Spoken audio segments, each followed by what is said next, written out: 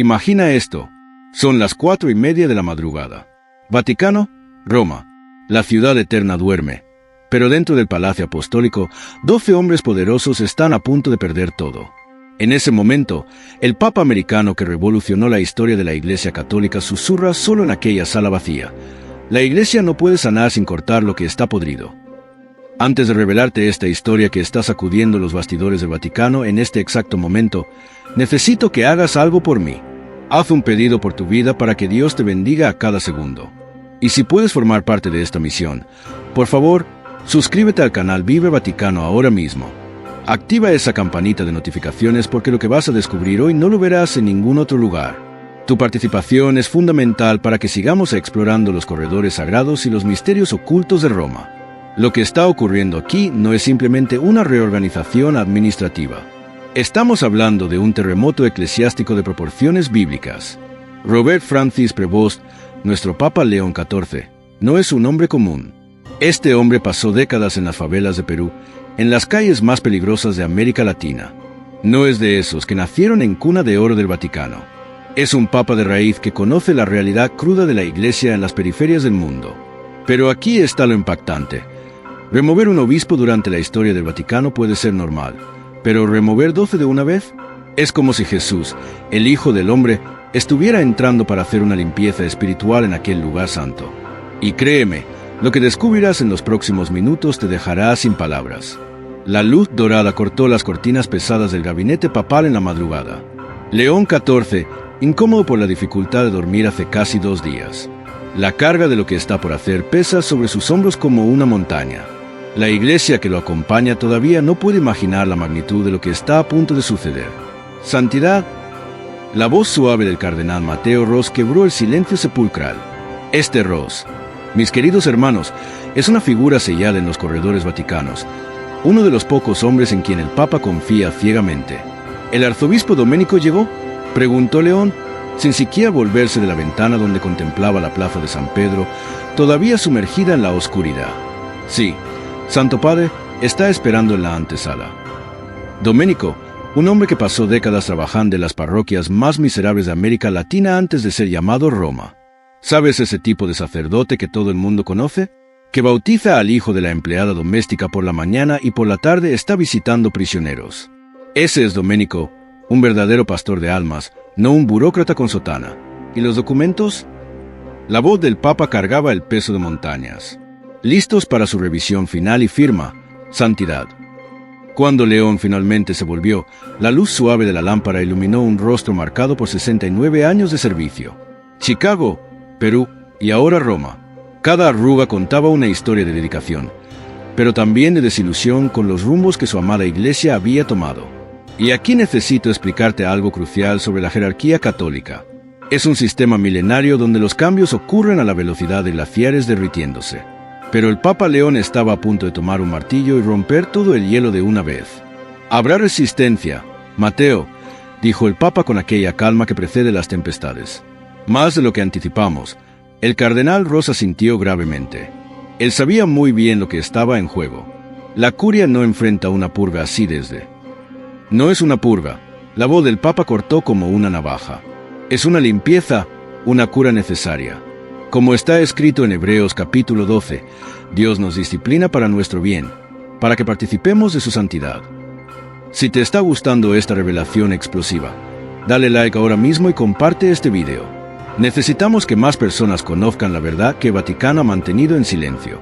El Papa se movió hasta su escritorio, sentándose en aquella silla que todavía parecía demasiado ornamentada para un hombre que había pasado años durmiendo en colchones en el suelo de las favelas peruanas.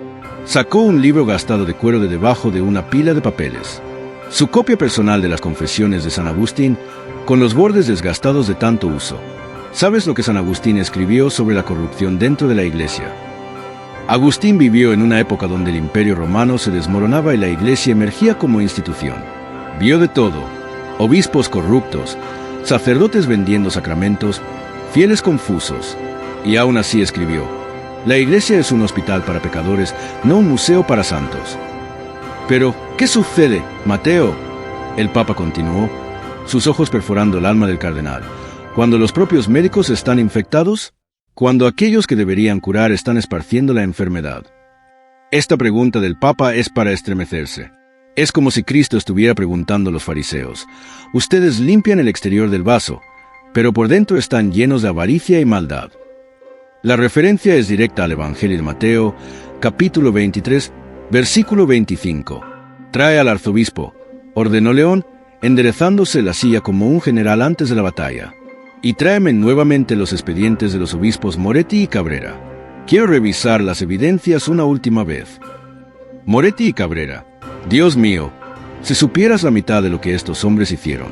Estamos hablando de desvíos millonarios, encubrimiento sistemático de cosas que no son lícitas hablar, una red de protección que haría a la mafia sonrojarse de vergüenza.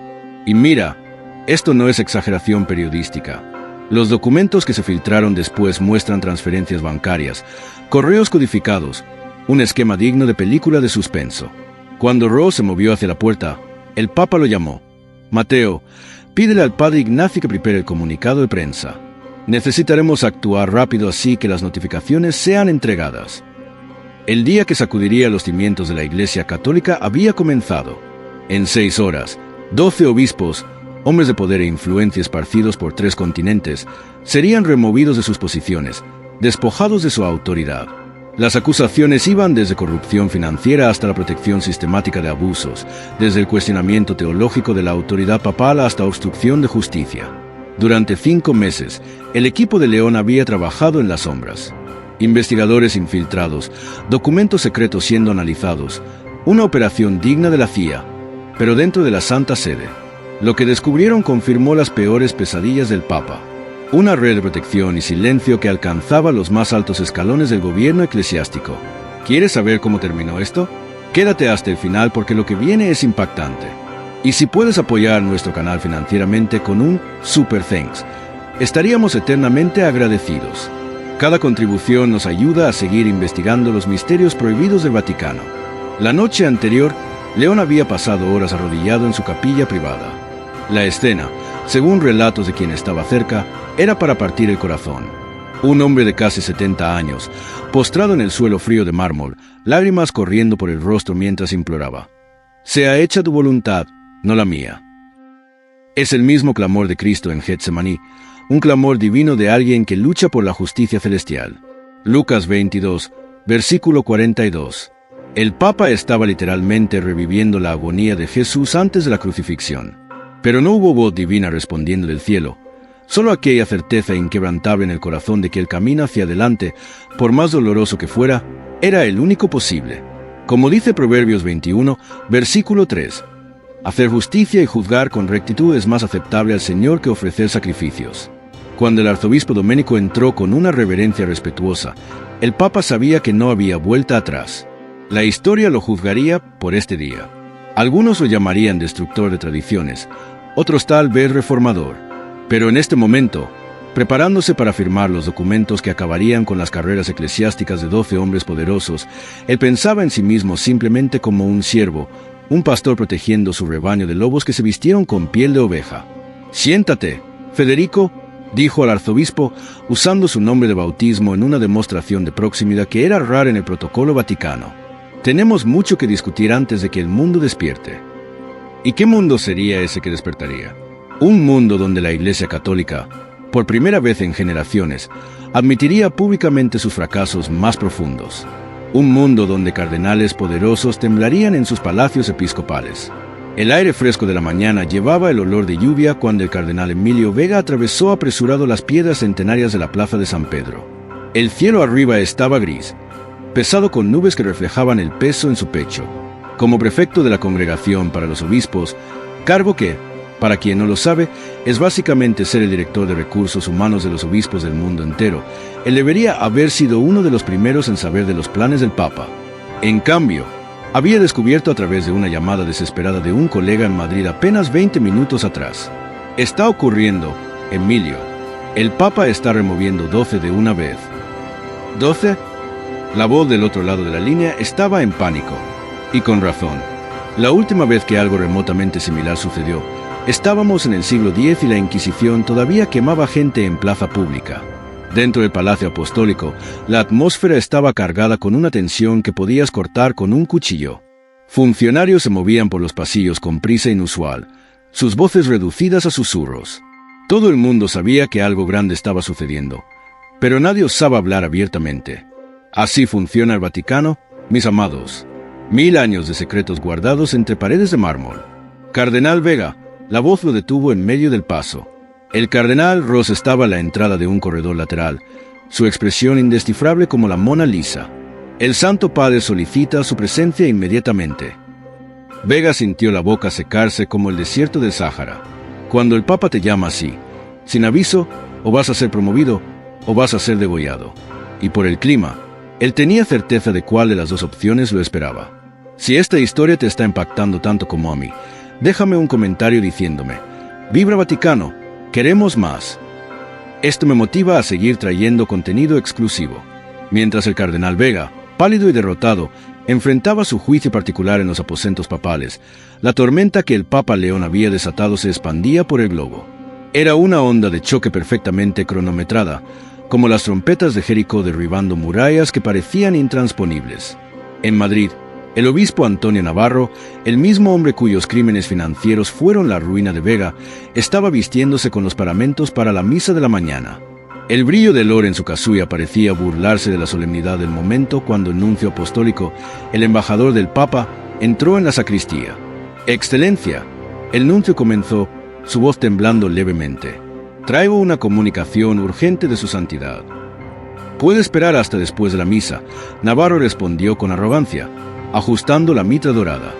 «Me temo que no, Excelencia. Es inmediato». El rostro del nuncio era una máscara de deber y en su mano sostenía el sobresellado con el brazao papal. Navarro lo abrió con impaciencia y el color desapareció de su rostro como sangre drenando de una herida mortal. Esto es imposible. Tartamudeó, las manos temblando. «Tengo amigos, tengo protección. El cardenal Ferreiro». «El cardenal Ferreiro no puede ayudarlo ahora», el nuncio dijo gravemente. «Las palabras del Señor en Lucas 12, versículo 2, se cumplen hoy. Nada hay encubierto que no venga a ser revelado, ni oculto que no venga a ser conocido». El orgulloso prelado que comandaba su diócesis como un feudo se desplomó en una silla, los paramentos sagrados olvidados en su regazo, manchados ahora con las lágrimas de un hombre que construyó su reino sobre arena. En Milán, el arzobispo Giovanni Moretti, un hombre famoso por sus cenas extravagantes con los varones industriales de la ciudad, levantaba una copa de prosecco en un brindis. Por los negocios sagrados y profanos, brindó con una sonrisa cínica, provocando risas nerviosas entre sus invitados millonarios. El desayuno para donantes ricos estaba en pleno apogeo cuando su secretario, el padre Lorenzo, se aproximó, el rostro pálido como cera. «Excelencia», Lorenzo susurró urgentemente. «Necesito hablar con el señor. Es sobre Roma». «Roma puede esperar», Moretti respondió irritado. «¿No ves que estoy ocupado cultivando el jardín del señor?» Guiñó un ojo a un magnate del acero. «Monseñor», Lorenzo insistió, su voz quebrando. «El Santo Padre», él tomó medidas. «El señor fue». No pudo terminar la frase. La sonrisa de Moretti se congeló como una máscara de porcelana a punto de romperse. «¿Qué?» Su voz era un susurro ronco. «Removido, Excelencia. Efectivo inmediatamente. La Congregación para los Obispos ya nombró un administrador apostólico». Moretti se levantó abruptamente, derribando su copa. El prosecco se esparció por el mantel de lino blanco como sangre en un altar profanado. «Esto es un golpe, una conspiración jesuita», gritó, su rostro poniéndose púrpura. «Di millones para el Vaticano. Construye hospitales». Y el Señor dijo, Lorenzo respondió con coraje súbito: «¿Qué aprovecha al hombre ganar el mundo entero y perder su alma?» Marcos 8, versículo 36, Excelencia. ¿Estás bien del poder de lo que está sucediendo? Dale like si crees que la iglesia necesita esta limpieza. En Boston, el cardenal Patrick Sullivan estaba en su escritorio lujoso cuando su asistente entró corriendo sin siquiera tocar. «Eminencia, noticias terribles de Roma». Sullivan, un hombre corpulento con el rostro colorado de quien aprecia demasiado el whisky irlandés, frunció el ceño. «¿Qué diablos está ocurriendo, Murphy?» «Es el Papa, Eminencia. Él está limpiando la casa. 12 obispos ya fueron removidos y hay rumores». rumores, que el Señor puede ser el próximo. Los archivos, los casos que fueron archivados, todo está siendo reabierto. Sullivan palideció, después se puso rojo de rabia. Aquel maldito peruano no sabe con quién está tratando. Tengo conexiones en Washington. Conozco secretos que podrían. Eminencia, Murphy interrumpió. Con todo respeto, creo que es exactamente por eso que el Santo Padre está actuando. Como dice Proverbios 28, versículo 13, el que encubre sus transgresiones jamás prosperará, pero el que las confiesa y deja alcanzará misericordia. ¿Misericordia? Sullivan rió amargamente. ¿Dónde estaba la misericordia cuando protegíamos a la iglesia de escándalos? Cuando manteníamos la fe de los simples intacta. Tal vez, Murphy dijo suavemente, la verdadera misericordia sea parar de proteger a los lobos y comenzar a proteger a las ovejas. En la Ciudad de México, en Sydney, en Abidjan, escenas similares se desarrollaban. En cada diócesis, el confronto entre lo viejo y lo nuevo, entre el poder y el servicio, entre la mentira confortable y la verdad dolorosa. A las 9 de la mañana, los primeros rumores llegaron a las agencias de noticias, como el viento que precede la tempestad. Una periodista veterana de CNN en Roma llamó a su fuente en el Vaticano. ¿Es verdad? El Papa realmente destituyó a 12 obispos de una sola vez. No solo destituyó, la voz del otro lado estaba temblando. Está desmantelando todo el sistema. Hay documentos siendo enviados a fiscales civiles, cuentas bancarias siendo congeladas. Es Apocalipsis 3, versículo 19 cumpliéndose. Yo reprendo y disciplino a aquellos que amo. Sé pues celoso y arrepiéntete. A las 10, la central telefónica del Vaticano estaba en colapso total. El cardenal Ross observaba el caos del centro de comunicaciones con una mezcla de aprensión y admiración. Santo Padre, dijo al Papa que estaba arrodillado en oración. El mundo entero está en shock. Algunos están llamando esto coraje, otros locura. León se levantó lentamente, sus rodillas protestando. ¿Y tú qué lo llamas, Mateo? Yo lo llamo necesario, santidad, dolorosamente necesario. En el ojo del huracán, en el Palacio Apostólico, el Papa León XIV se arrodilló solo en su capilla particular. La cruz pectoral de plata, símbolo de su oficio pastoral, era agarrada con fuerza en sus manos envejecidas. Comenzó a recitar el Salmo 51, el Salmo de penitencia de David. Ten misericordia de mí, oh Dios, según tu benignidad. Según la multitud de tus misericordias, borra mis transgresiones. Lávame completamente de mi iniquidad y purifícame de mi pecado. Sus lágrimas caían sobre el piso de mármol, cada una cargando el peso de 2000 años de historia institucional. No por la gloria, Señor, susurró la voz ronca quebrando en el silencio sagrado. No por mi nombre en los libros de historia, sino por vuestros hijos que fueron heridos, por vuestra iglesia que debe ser curada. Como dijo vuestro Hijo en Mateo 23, versículo 12, quien se exalte será humillado y quien se humille será exaltado. Guiad mis palabras ahora. Dadme el coraje de ser el pastor que tú necesitas que yo sea, no el líder que los hombres esperan. El gran salón se sumergió en un silencio sepulcral cuando el Papa León XIV entró. Su sotana blanca parecía casi luminosa contra el mar de vestimentas escarlatas, como Daniel entrando en el foso de los leones. El cardenal Alberto Ferreiro de Venecia, un león de la vieja guardia, no esperó las formalidades. Se levantó abruptamente, su rostro una máscara de furia mal contenida. Santo Padre, su voz resonó como un trueno. Lo que el Señor hizo es inadmisible. Es una traición a siglos de tradición. El Señor está destruyendo la iglesia.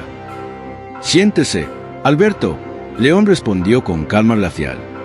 ¿O prefiere que lea en voz alta los correos electrónicos que usted intercambió con el obispo Navarro sobre cómo manejar las familias de las víctimas? El silencio que siguió fue ensordecedor. Ferreiro palideció, tambaleándose. Hermanos en Cristo, León continuó, su voz ahora cargando la autoridad de Pedro. Hoy removí 12 obispos, pero podría haber removido 50 o 100. Los archivos que examiné en las últimas semanas revelarían pecados que harían hasta los más cínicos entre ustedes llorar de Vergona. El cardenal Bertolini de Florencia, un hombre conocido por su diplomacia, intentó mediar. Santo Padre, ciertamente podemos encontrar una manera más discreta de tratar estos asuntos. ¿Discreta? León se volvió hacia él, sus ojos flameando. ¿Cómo Elí fue discreto con sus hijos corruptos en 1 Samuel? ¿Y cuál fue el juicio de Dios? He aquí que haré una cosa en Israel, la cual todo el que oyere le retumbarán ambos oídos. La era de la discreción acabó. Cardenal. Acabó. Entonces el cardenal africano Joseph Makeba se levantó, sus manos temblando visiblemente. Santo Padre, mi corazón se aflige con estas verdades. En mi diócesis tenemos sacerdotes que caminan 20 kilómetros para celebrar la misa. Sacerdotes que dividen su última comida con los hambrientos. ¿Cómo explicaré a ellos que sus líderes, que nosotros fallamos tan terriblemente? La expresión de León se suavizó. Explicará la verdad, Joseph, que somos hombres falibles intentando servir a un Dios perfecto y que llegó la hora de elegir. ¿Servimos a César o a Cristo? ¿Al poder o al Evangelio?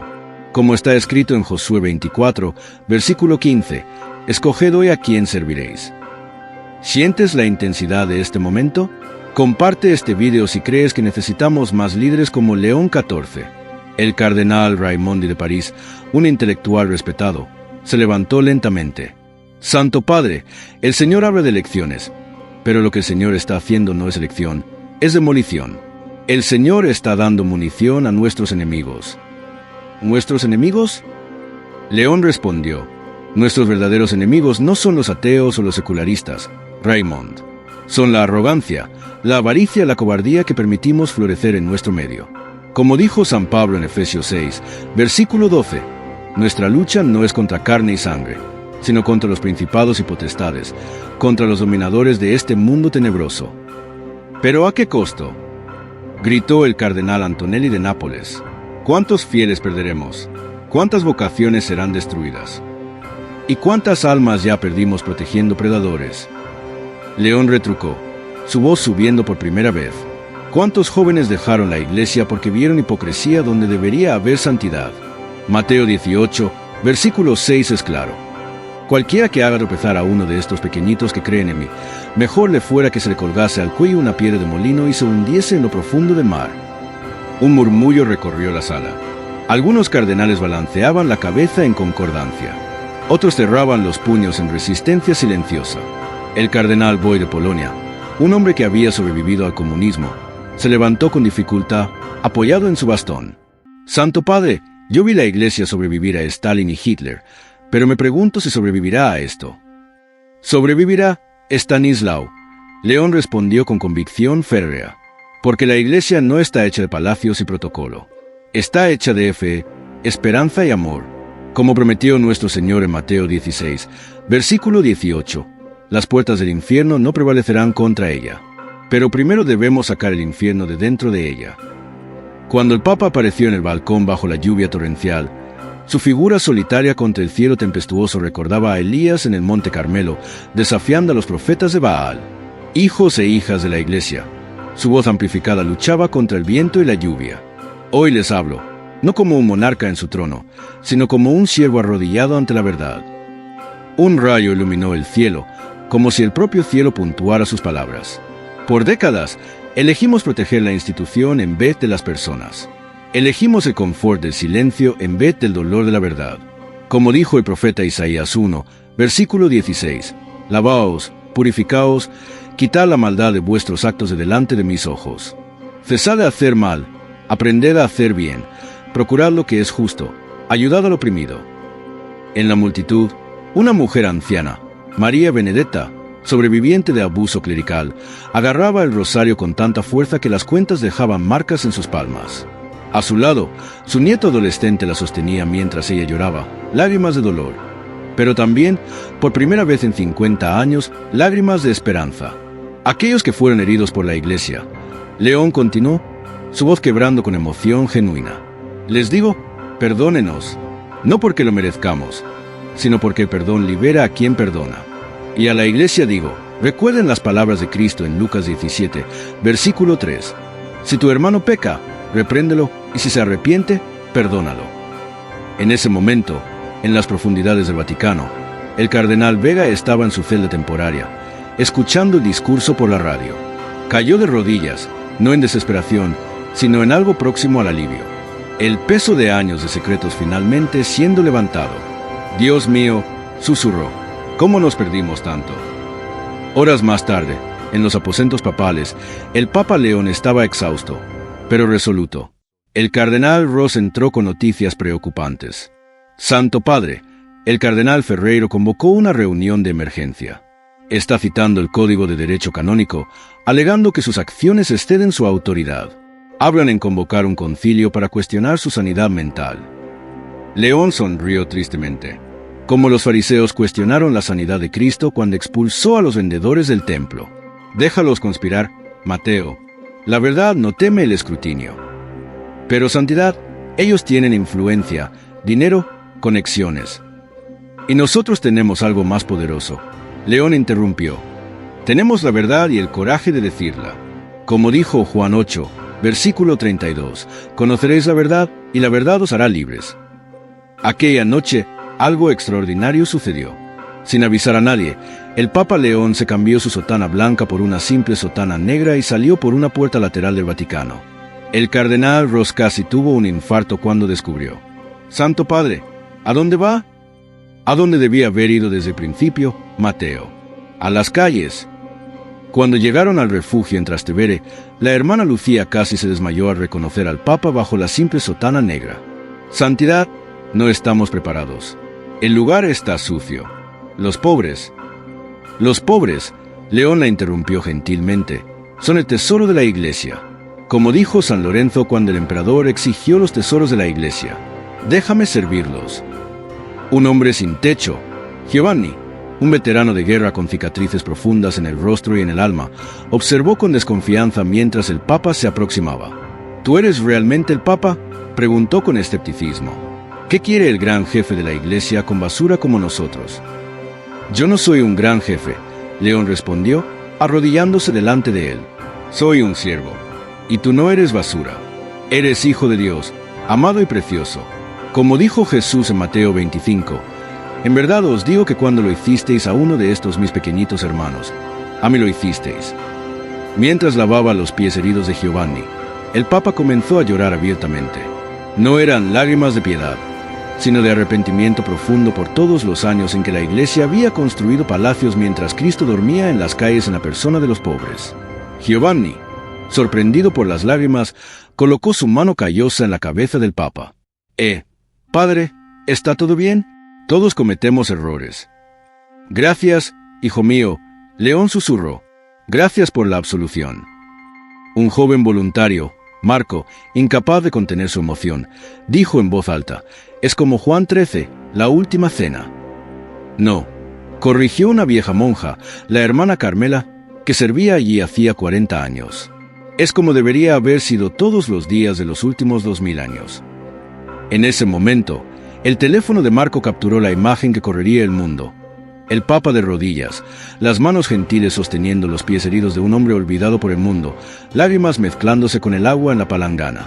La leyenda que Marco escribió era simple.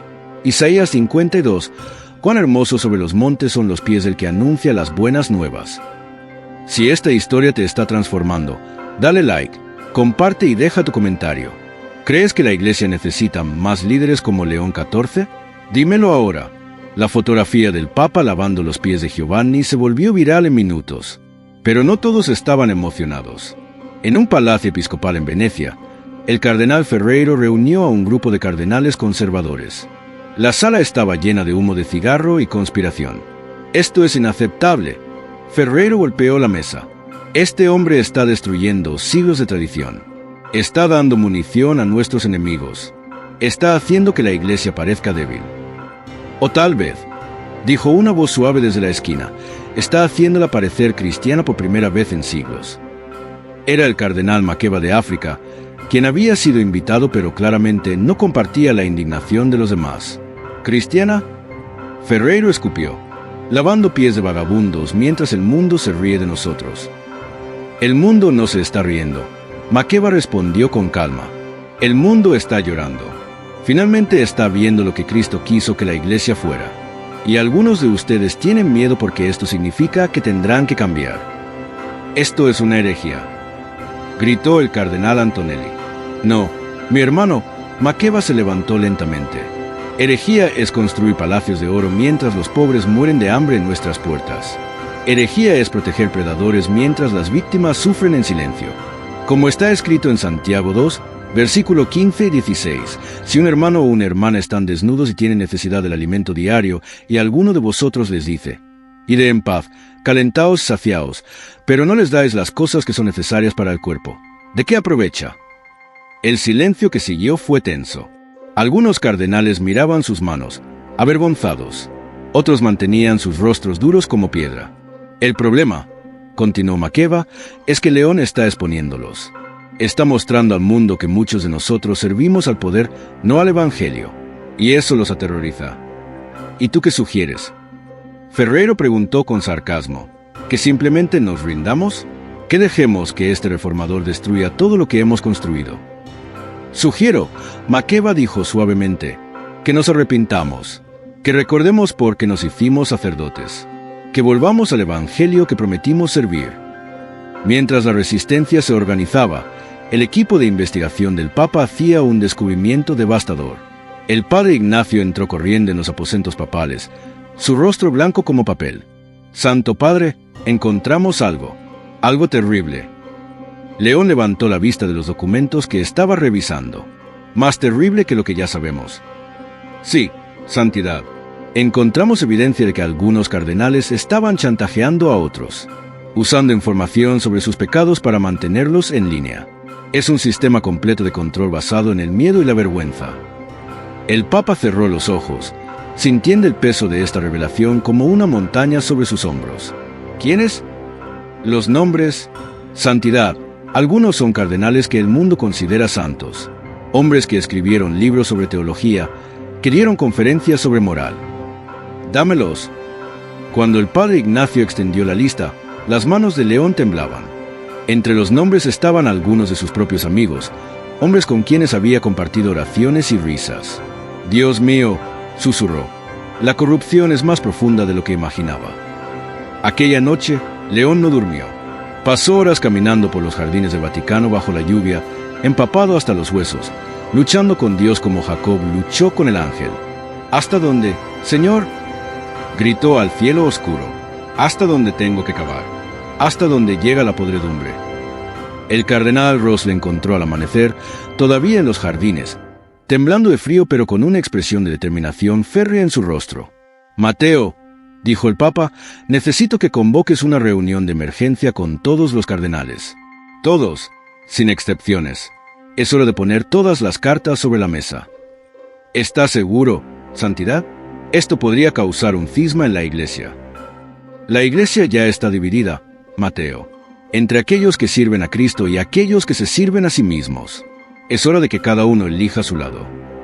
Si puedes apoyar este canal con un super thanks, te lo agradeceríamos de corazón. Cada contribución nos ayuda a continuar investigando los misterios más profundos del Vaticano. La Capilla Sistina nunca había visto una reunión como esta. Todos los cardenales del mundo fueron convocados.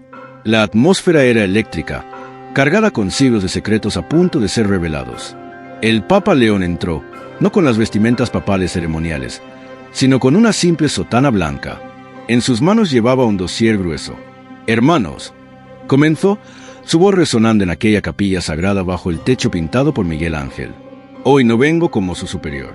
Vengo como un pecador entre pecadores. Vengo a confesar los pecados de esta institución, nuestros pecados». Abrió el dossier. En este archivo hay evidencias de corrupción que van más allá de lo que revelé hace 2 semanas.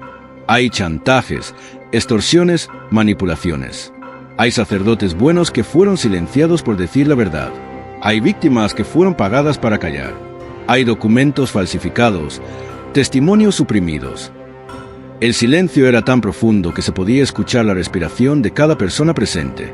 Pero lo más terrible, León continuó, su voz quebrando, es que todos lo sabíamos. Tal vez no los detalles, pero sabíamos que algo estaba podrido, y elegimos mirar hacia otro lado. El cardenal Bertolini se levantó. «Santo Padre, con todo respeto, ¿qué pretende lograr con esto? ¿Destruir la fe de 1.000 millones de católicos?» «No, Bertolini», León respondió con firmeza, «pretendo salvarla, porque la fe construida sobre mentiras no es fe, es ilusión. Como dice 1 de Juan 1, versículo 6, si decimos que tenemos comunión con Él y andamos en tinieblas, mentimos y no practicamos la verdad». Entonces sucedió algo inesperado. El anciano cardenal Boeck se levantó lentamente, apoyándose en su bastón. Santo Padre tiene razón, su voz temblaba pero era clara. Durante 50 años serví a esta iglesia. Y durante 50 años supe cosas que debería haber denunciado. Tuve miedo de perder mi posición, mi influencia. Pero ahora, viendo el coraje de este hombre, me doy cuenta de que fui un cobarde. Lágrimas corrían por su rostro arrugado. Pido perdón a Dios, al Santo Padre y a todos aquellos que sufrieron por mi silencio. Como un dique que se rompe, otros cardenales comenzaron a levantarse. Uno por uno, comenzaron a confesar. Algunos lloraban, otros hablaban con voces quebradas. Fue como un Pentecostés al revés, donde en lugar del fuego del Espíritu Santo descendiendo, eran las lágrimas del arrepentimiento que caían. El cardenal Makeba se acercó al Papa y se arrodilló. Santo Padre, en mi diócesis cerré los ojos cuando un obispo usaba fondos de caridad para su familia. Pensé que era un mal menor. Estaba equivocado. Incluso el cardenal Ferreiro, el más resistente, finalmente se quebró. Yo sabía sobre Navarro, sabía lo que estaba haciendo, y lo protegí porque era mi amigo, porque pensé que la institución era más importante que la verdad. Lo que siguió fue algo que nadie esperaba. El Papa León propuso algo radical, un año de penitencia para toda la jerarquía de la Iglesia.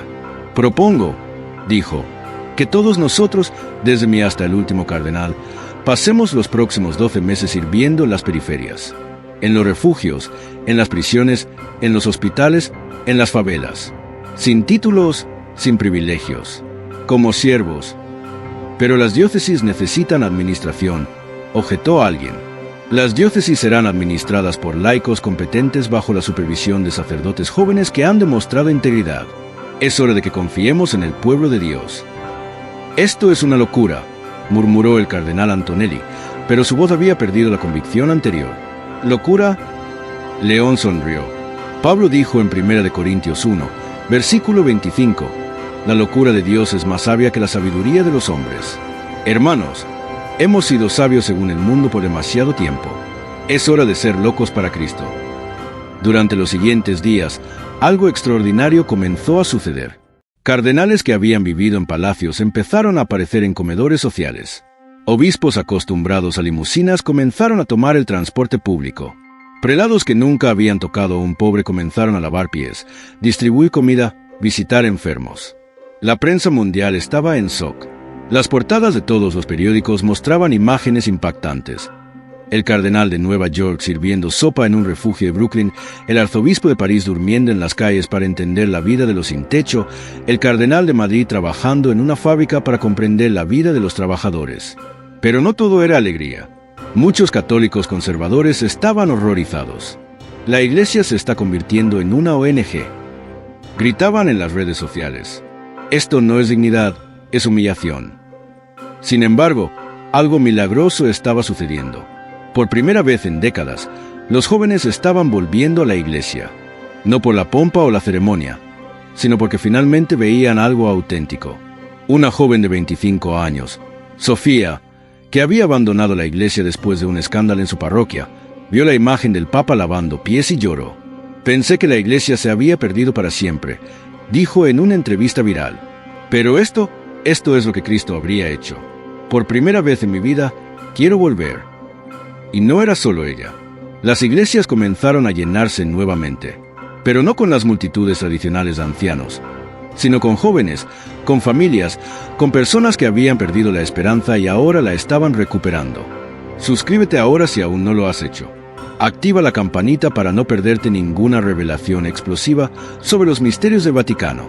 Pero no todos estaban felices con esta transformación. En las sombras, fuerzas poderosas comenzaron a moverse contra el Papa León. Un grupo de cardenales tradicionalistas, liderados en secreto por figuras que nunca habían confesado públicamente, comenzaron a recopilar firmas para convocar un concilio que pudiera remover al Papa por incompetencia mental y destrucción de la tradición sagrada. El plan era simple pero peligroso. Argumentarían que el Papa había excedido su autoridad, que estaba destruyendo la dignidad de la Iglesia, que sus acciones constituían una forma de herejía moderna. El cardenal Ross descubrió la conspiración por accidente. Un documento dejado en una copiadora revelaba todo el plan. Santo Padre, dijo urgentemente, están planeando un golpe. Tienen suficientes firmas para forzar un concilio. Dicen que usted está mentalmente inestable, que está bajo influencia diabólica. León miró por la ventana de su oficina simple, contemplando Roma bajo la luz del atardecer. ¿Sabes qué, Mateo?, dijo finalmente. Tal vez tengan razón. ¿Qué? Ross casi gritó. Tal vez estoy loco según los estándares del mundo. Tal vez estoy destruyendo la tradición. Pero, ¿qué es más importante? ¿La tradición o el evangelio? ¿La institución o las personas? Pero santidad, se lo remueven. Entonces me habrán removido haciendo lo correcto. Y eso es suficiente para mí. Como dijo Cristo en Juan 12, versículo 24. En verdad os digo que si el grano de trigo no cae en la tierra y muere, queda solo. Pero si muere, lleva mucho fruto. La noticia de la conspiración se filtró a la prensa. El mundo entero observaba mientras la Iglesia Católica se desgarraba en dos. Manifestaciones masivas comenzaron a ocurrir en Roma. Miles de personas, especialmente jóvenes, se reunieron en la plaza de San Pedro, clamando: «León, León, no te rindas». Sobrevivientes de abuso clerical, que durante años habían sido silenciados, comenzaron a compartir sus historias públicamente, apoyando al Papa. «Él es el primer Papa que realmente nos escuchó», dijeron. Pero la presión era inmensa. Gobiernos de países tradicionalmente católicos comenzaron a distanciarse. Donantes ricos cortaron el financiamiento al Vaticano. Algunos seminarios cerraron. Sacerdotes conservadores comenzaron a celebrar misas en exilio, rechazando la autoridad de León. En medio de este caos, algo inexplicable sucedió. Una niña de 8 años, María, hija de un obrero en Filipinas, estaba muriendo de cáncer. Su familia era católica devota, pero habían perdido la fe después de que un sacerdote local rechazara bautizar a su hijo autista, diciendo que era imperfecto para los sacramentos. La madre de María, desesperada, había dejado de rezar, pero cuando vio las imágenes del Papa León lavando pies de los pobres, algo se despertó en su corazón. «Tal vez Dios no se olvidó de nosotros», susurró, agarrando la mano frágil de su hija. Aquella noche, María entró en un estado crítico. Los médicos dijeron que tenía horas de vida. La madre, llorando, colocó una imagen del Papa León junto a la cama de su hija y oró: «Señor, si este hombre es tu siervo, si lo que está haciendo es tu voluntad, por favor, sálvala». A la mañana siguiente, María se despertó. El tumor había desaparecido. Los médicos estaban en shock. «Esto es médicamente imposible», dijeron. Era un tumor agresivo, terminal. Ahora no hay ni rastro de él. La noticia se expandió como fuego. El Vaticano intentó ser cauteloso, como siempre lo había sido con reportes de milagros. Pero el pueblo de Dios no esperó. Para ellos, era una señal clara. Dios estaba con el Papa León. Más milagros comenzaron a ser reportados. Un sacerdote alcohólico que había participado en el programa de penitencia del Papa fue curado de su adicción. Una mujer que había sido abusada por un sacerdote y había intentado suicidarse encontró paz después de que el Papa personalmente le pidiera perdón. Pero el milagro más grande era la transformación de la propia Iglesia.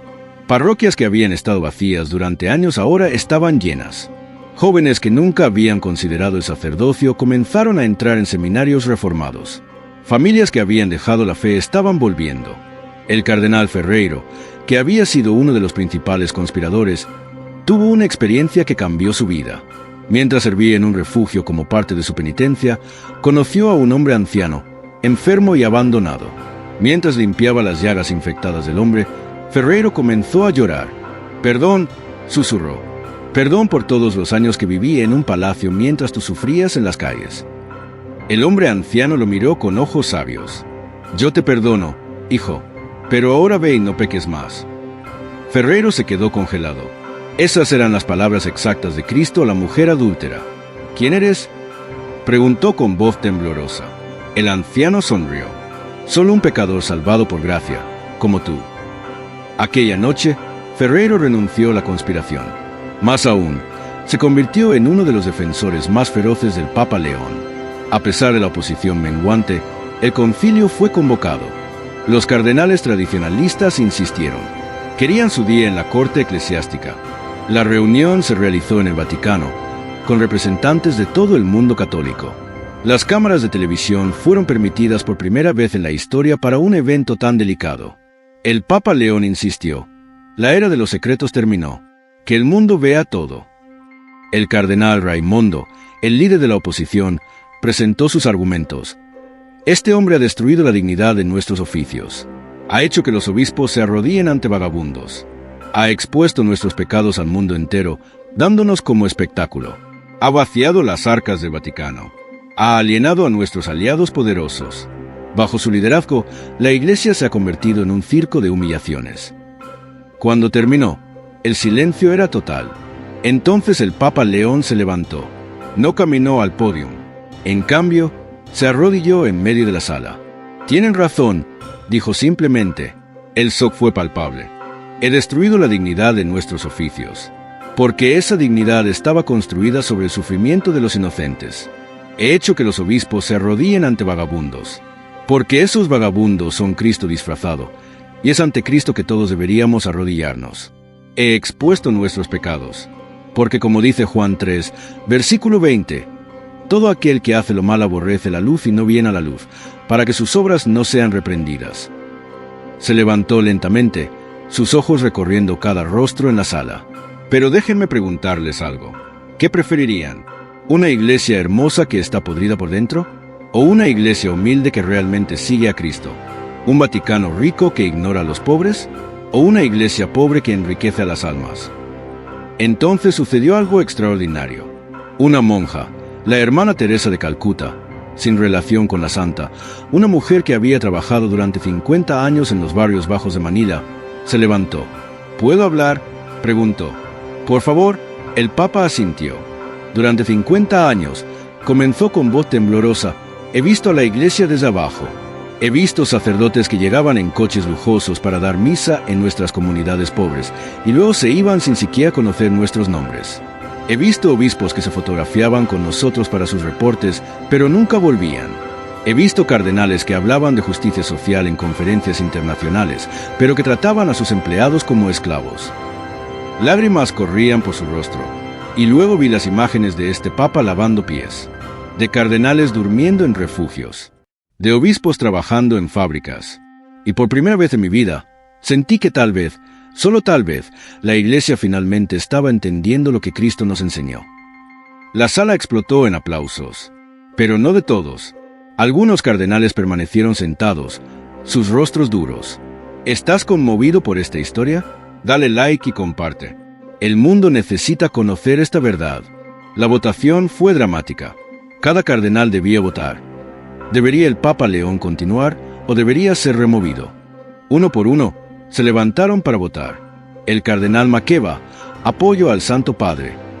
El cardenal Bertolini, después de una larga pausa, apoyo al Santo Padre.